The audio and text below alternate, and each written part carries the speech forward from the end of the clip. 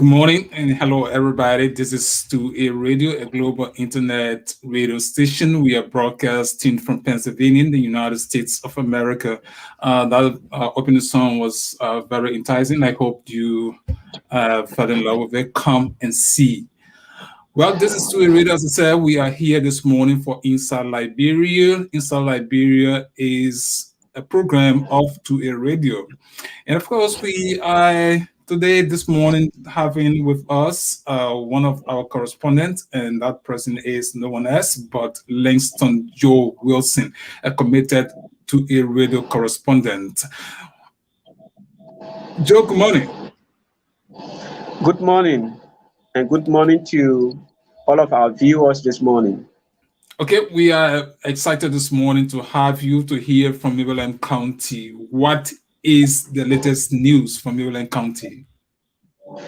Likewise myself, because that group song really touched me this morning. I know. It was very exciting. I almost got out to dance, my brother. So, as you are aware, that officers of the Liberia National Police in Plebo have charged and sent to court a 44-year-old man, identified as suspect Elliot Cooper, for allegedly raping an 11-year-old girl. Cooper, according to police, was charged with statutory rape and forwarded to the Plibo City Magistrates Court on Thursday last week.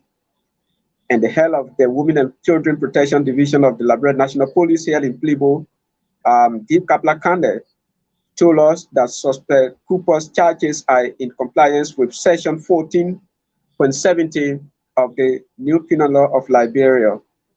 And according to family sources, the incident occurred 2 weeks after in a local village in Bolobo before it was reported to the police due to the long distance and deplorable road conditions. So they were unable to immediately rush the victim to the health facility. But immediately after the case was reported, the victim was rushed at the Plibo Health Center where she underwent medical treatment. So currently, as we speak, suspect Cooper is currently behind bars at Riverview County, serving his pre-trial detention tenure at that county until either this October term of court or November term of court when his case appears on the docket before he will be investigated. The penal law is section 14.70, right? And not 14.17, right? Yeah, okay. Okay. So the victim, the 11-year-old little girl, what is her condition? Were you able to see her? What can you say about her condition? Yes, immediately after medical treatment, she went back on the village. The family returned with her, and so it is difficult now to see her, but we are making an effort to get the contacts of the family and do an outreach so as to know what are situations surrounding her condition in terms of health. Okay, that's we still going to follow up that information because 11-year-old girl being raped by a 44-year-old man, that is insane, and that is troubling, really. Habia, we're going to follow up that story. Yes. So following public outcries of increased criminal activities taking place across the county, local leadership has constituted a committee headed by the Assistant Superintendent for Development, Honorable Ruben Scott, with the aim of mobilizing funding for the renovation of the Harper Central Prison. As you are aware, that the only prison facility in the county was set ablaze by protesters who were demanding speedy investigation into the case of a motorcyclist and the senior students of the Plibo High School, Modisha Nyema, welcome to this who was on the 25th of March this year murdered in a cold blood near Beseken, Bolobo, Krenku Highway. As a result of that, a number of street protests were launched or held in the county, leading to the damaging of the police one and only vehicle in the county, including the central prison and the residence of Speaker Buffer Chambers, among others. And since the vandalization and subsequent burning of the prison facility, which forced about 91 inmates out of the prison, there has been reports of increased criminal activities in the county because those 91 inmates who were serving pre-trial detention and some of them who were serving their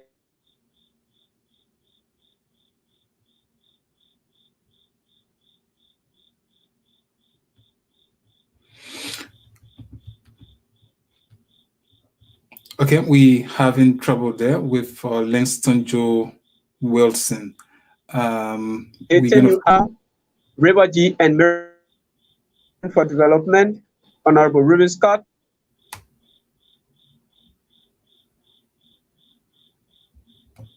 Authority in the county will, in the shortest possible time, launch a fundraiser campaign targeting about $30,000 for phase one renovation of the prison facility, which will include repair of the main gate water pipes or line, electrification, the office of the prison superintendent, latrines, the downflow which was set ablaze, and the facility, let's say of the facility, and the purchasing of mattresses to have the area functional, while awaiting government partners to fully do the renovation exercise. So as part of that effort, he said the committee is expected to shortly host with residents of the county separate meetings in the 4 political districts, including Pliwo, Solokan District, Harper, Kalwe, and Barabo District, to fetch views from those people as to what strategies the county can come up with in generating that funding. Ahead of his call, several judicial actors have been calling for the refurbishing of the facility, which they describe as a huge setback and challenge to the judiciary sector, for the fact that if a person is found guilty of a crime due to the lack of vehicle in the county, the victim is normally appealed to facilitate the transportation fare of that person, either to River G, Fishtown, or to Zredru at the Correction Palace in Grangeda County, which costs none less than 10,000 Liberian dollars per person, which in their opinion is not right to be done. So that is the essence of having this facility renovated. Okay, I think that is a major concern, meaning there is no prison in Maryland County right now, Yes, and that is a there's no problem. prison. Okay, that is a problem, and we think the Ministry of Justice should be able to swiftly handle that situation, not citizens. However, if citizens get the means to help government, we also appreciate that. But we think government needs to, from the date that prison facility got burned, that should be Yes. a quick Um, intervention. on the local radio yesterday, a show was held, and the decision of the local authority was greeted with mixed views from citizens. Mm. While some were saying that the Ministry of Justice is charged with the responsibility for incidents of that kind, and others were suggesting that the Disaster Management Commission should be able to respond to that because that is their sole responsibility. And some were saying that the local authority could use part of the county development fund for that purpose. And some believe that what government is not in the position to do the full renovation of that facility, citizens can, intervene at the minimum level just to have it functional so that those who may have been charged and serving pre-trial detention may be admitted at our facility while awaiting court trial. But Joe, let me ask you: the 90 inmates that got out of prison as a result of the vandalization, were they rearrested and sent to Fishtown or the nearest prison facility, or they are just all in Maryland County? According to the release we have received a day after the burning of the prison facility, the 91 inmates were forced out of the facility.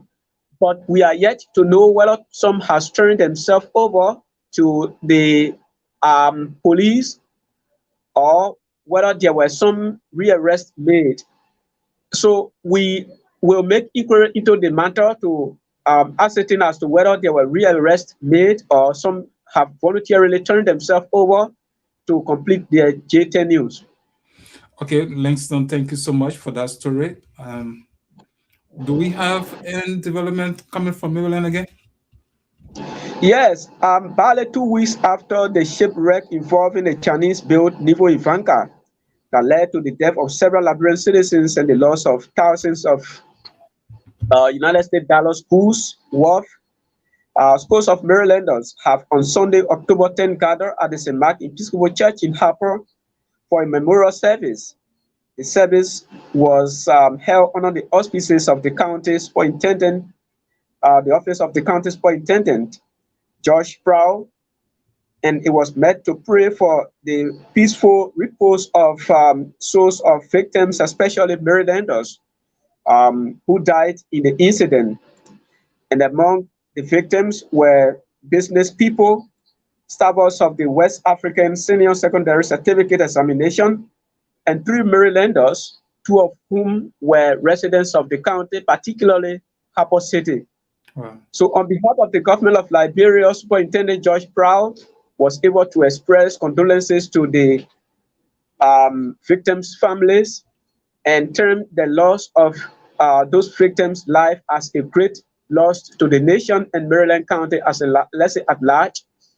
And the family of the victim were, thankful to the government of Liberia, particularly to the office of the county superintendent, whereas they said if it was other administration, they would not have remembered those people who died in the incident. And in fact, it would have just been um, the burden of the family. But the superintendent thought it was expedient that he, convened Marylanders to have the memorial service of those guys. But one of the issues that was raised is that there were a number of business people in the incident some who lost their life, and some of them were able to be rescued by the National Coast Guard, and those crews that were um, on board of the ship, nothing was brought out. So they are calling on government, especially if that ship is insured or it was insured, for the insurance company to make available some of those items that were, damaged as a result of the shipwreck. So they are praying and calling for the restitution of those thousands of United States dollars goods that got damaged as a result of the shipwreck. Okay, we also think that issue is a matter that should be handled by the Ministry of Justice, and so we would definitely see whether we can follow up some issues with the Ministry of Justice. But thank you so much for that report. But before we go, there was a concern from one of our viewers whether that Buffalo Chambers residence was renovated. Do you have any idea? Well, it has not been renovated. We were told by his office coordinator that there was an effort underway by the speaker to renovate his own residence, but since then there had not been any move of renovating it. So yes, it has not been renovated. Okay, thank you so much. And right now, let's see whether we can hear from patient with the video.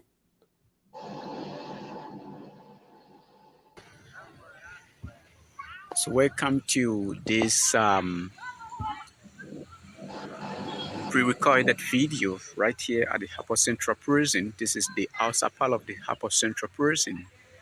And following public outcry of increased criminal activities in the county, local county authority has decided to launch a fundraiser for the renovation of this prison, which was vandalized and finally set ablaze by protesters in March of this year, following the death of a senior student of the Blue High School who was murdered in a cold blood on Greenwood Highway.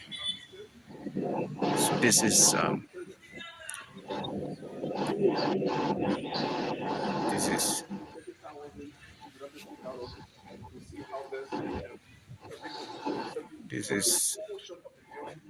facility. And just as we are following, we are told by the Assistant Superintendent for Development that US 30,000 is needed or is being earmarked for the refurbishing of this facility. So this is one of the entrances leading to the facility. Right. So you are seeing behind that barbed wire is a latrine. All right. So see how the facility was being vandalized by protesters who felt that there was a need for justice in the county in the case involving the cyclist and a senior student of the Playboy High School in March of this year. How are you? Fine. All right. What is happening? We are doing your view. So this Also, is part of the community that the prison facility.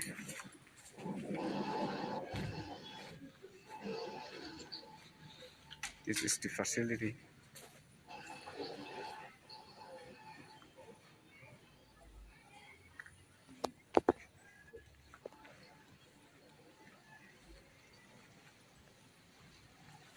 This is the facility.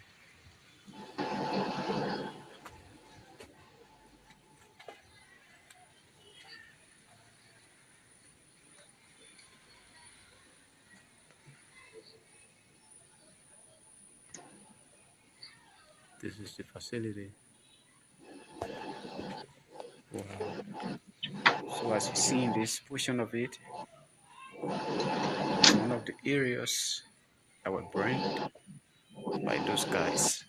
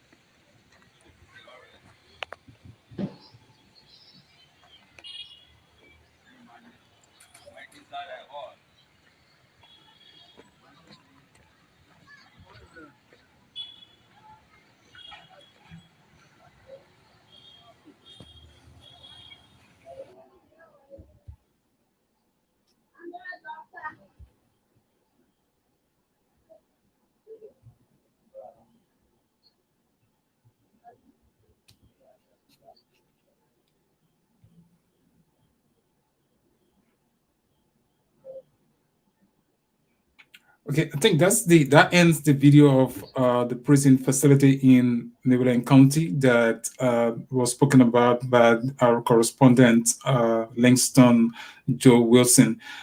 And Langston, the prison facility, I mean, it's a regret to see the facility still standing. And besides the vandalization, we see the prison facility.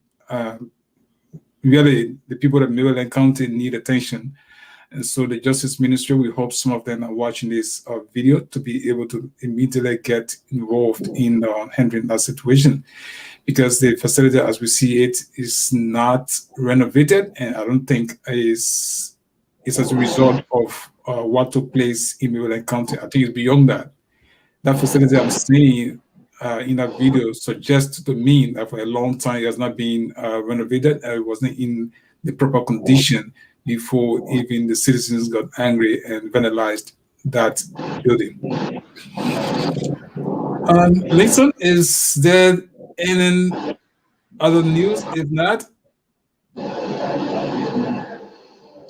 Yes, I think this is where we can stop for the day, because these are what we have packaged for this presentation. okay. And we said thank you so much. I think this is the health facility that has been renovated by the PIH, right? Yes, not renovated. It's an annex that has been constructed at the Plibo Okay. Health Center Uh-huh. to be used as an emergency room. Okay. Is this a government project? I may say yes because it's a partners project. It's sponsored by partner USAID Okay. through the Partners in Health. Okay. So this is a USAID project. Yeah. Okay. And so this is a beautiful building. We hope that the people of Plibo will be able to get some means of getting treatment. Um, Let me get this straight. Is this going to be a free service for the people of Maryland County or Plibo Sudokan District? Yes. Since the um, return of Liberians after the war, there had not been services charged at government public facilities in the country. So as we speak, all of the services provided in the county, particularly at People Health Center, are free services, unless otherwise, where government will have to come up with another decision to charge those people. So basically, everything done by Partners in Health, their infrastructural program, their mental health programs, their family planning programs, their awarenesses in the community, all of that. In fact, they have some feedings program of those mental health people they are working on. So all of that are free of charge. That's good. So they have mental health facilities in Plibo? There is no mental health facility. What they do is that they treat those people at home, and they have teams that normally visit those people to report to the office or at the hospital the conditions of those people. So, for instance, if there were a person found in the community and they call them the community health assistants, that Okay. person will have to encourage you to go at the health facility. If that person will not have the chance to go with you at the health facility, they do a short note um, telling the health facility that they recommended your treatment at the facility. So by the time you go, you not have to go through that normal formality of sitting, being screened, all of that. They will just take you at the treatment room and do your screening and give you the necessary treatment and place you on the regular treatment list. Okay, thank you right there, and we hold you right there, Livingston, for those reports that come from Maryland County, and we will follow up some of those development in our subsequent report. This is 2A Radio. We are broadcasting from Pennsylvania, the USA, and that was a report from Maryland County inside Liberia. Thank you so much, Livingston. We appreciate you for today. Thanks ever so much also for the show. Okay, thank I you. hope all of us will build 2A Radio together. Okay, thank you so much. Okay, today we have a few questions that we thought to address, and that is we were looking at issues that confront the CPP, the collaborating political parties, and there's been a lot of noise about this collaboration or this alliance by the four political parties. And there have been a lot of what I would describe as a political noise in Liberia. The CPP is a collaborating political party, and they were certificated by the National Election Commission to exist as such. That effort, as far as Liberia and the law of Liberia is concerned, is that the document submitted to the National Election Commission remains the standing document that bound those four political parties together. We have heard that there are reports that the document submitted before the National Election Commission was tampered with. But as far as the laws are concerned, or the National Election Commission is concerned, in our view, is that that document that was filed before the National Election Commission remains the standing document that bound the four political parties. We have no idea as to whether any of those political parties did file an objection to the document that was filed, upon which certification was granted to those four political parties to exist as a unit. So the noise that is outside of that document or outside of the Election Commission, we can only describe it as a political noise that is embarrassing to those four political parties and also to the partisans of those four political parties. The leaders of those parties, if any of them are complaining that the document filed was tampered with, it exhibits some problem with their own collaboration. But those four parties still exist. So the need to put their house in order, or any of those political parties can decide to write the Election Commission to withdraw their membership from the four political parties. If the document, now there's something about the allegation that the document was tampered with. If the document was tampered with truthfully, and those political parties did not fully read the document that was submitted, signed, then those parties that are complaining, they suffer waiver, and what we describe in law as suffering waiver and laches. All political parties, before you enter an alliance or collaboration, it is expected that legal documents will bound you all.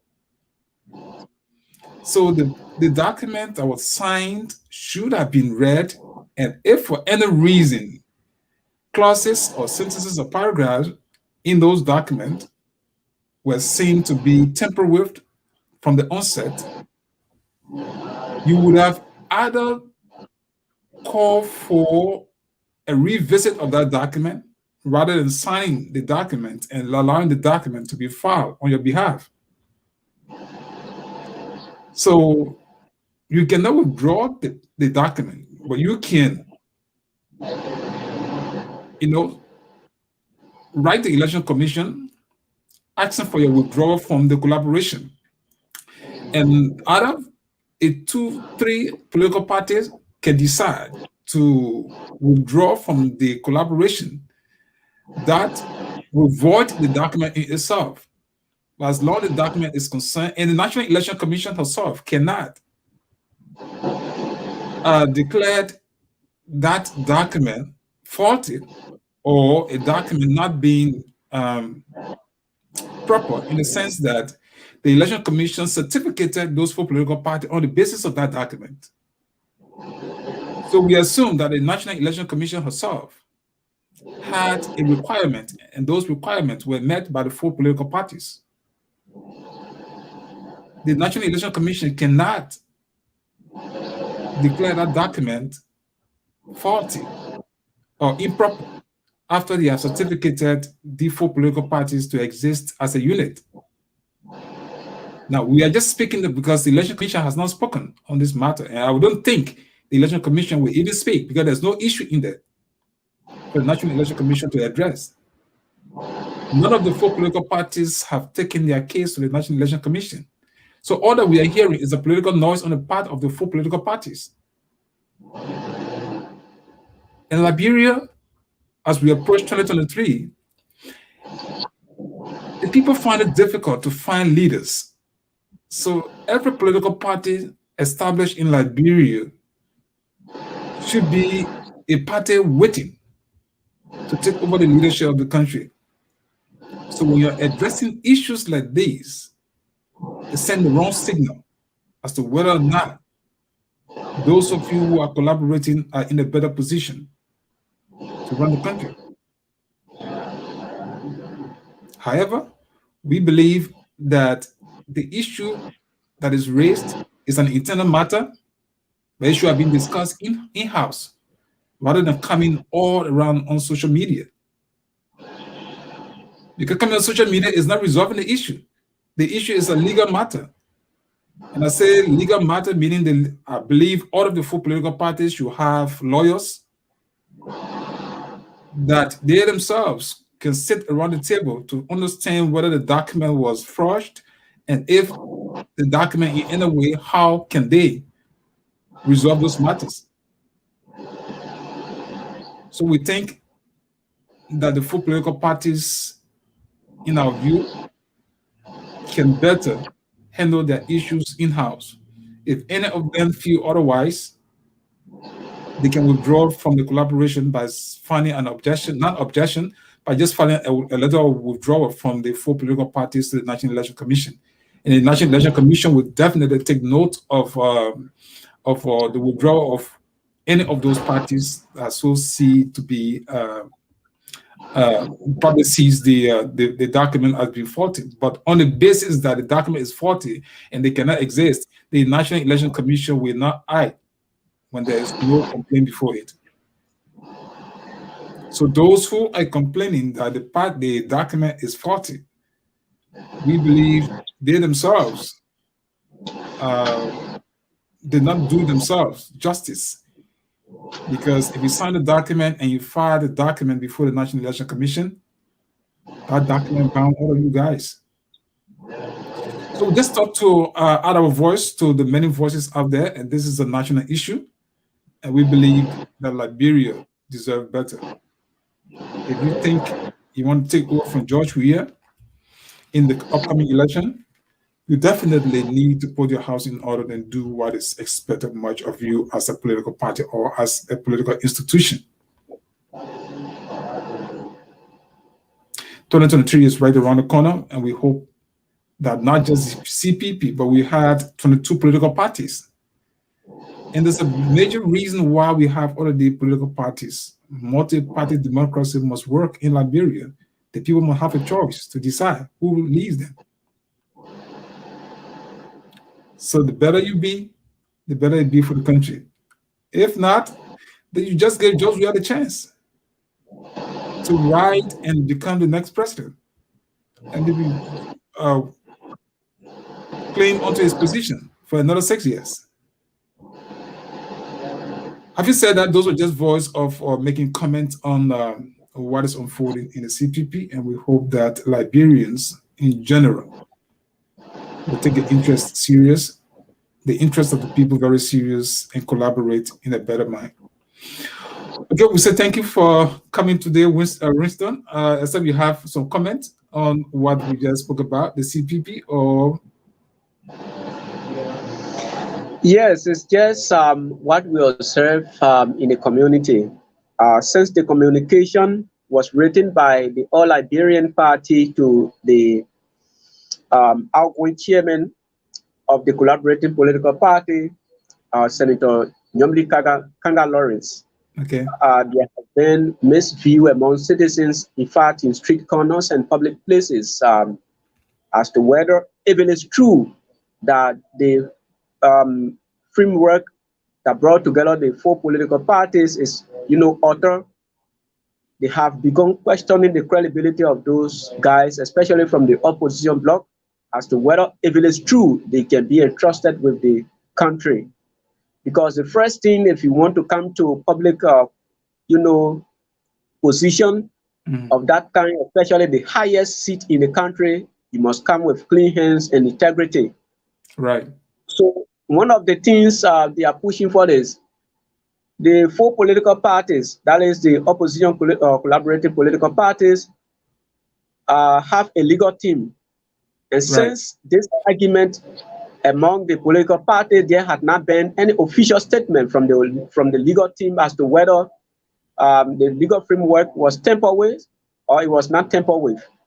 So there where we are. Yeah, I think that's a fair point, and we just believe that coming on social media most of the time and raising the issues is good for our democracy, but as you said, the legal teams of those political parties, I think lawyers are people who always ask the questions and address it.